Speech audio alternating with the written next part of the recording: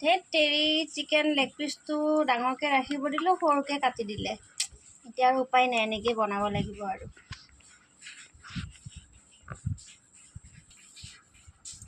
এয়া নিমখ দিলোঁ, এয়া হালধি গুড়ি দি কিনে মাংসখিনি ভালকৈ সানি, এয়া ধনিয়াৰ গুড়ি আৰু অকণমান জিৰা গুড়ি।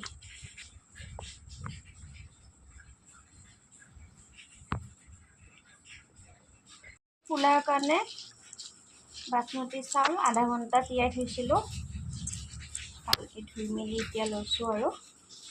এই কুকাৰৰ তেলখিনি গৰম হোৱাত চেনি অকণমান দিলোঁ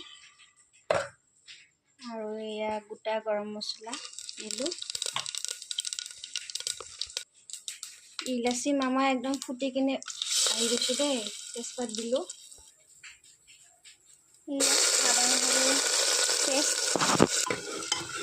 কেঁচা গোন্ধ যোৱালৈকে অকণমান ভাজিলোঁ। ভজা হোৱাৰ লগে লগে কটা পিঁয়াজখিনি দি দিলোঁ। পিঁয়াজখিনি ভজা পাছতে এয়া জলকীয়া এনেকৈ সৰুকৈ কাটি দিলোঁ। এয়া মেৰিনেট কৰা মাংসখিনি ইয়াতে ঢালি দিলোঁ।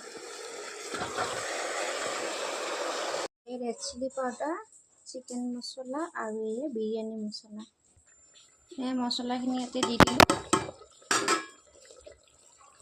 এই বিলাহী এটা এনেকৈ মিক্সিত পেষ্ট কৰি লৈছোঁ, সেইটো দি দিলোঁ ইয়াতে। নেমু টেঙা এফাল এনেকৈ চেপি দিলোঁ।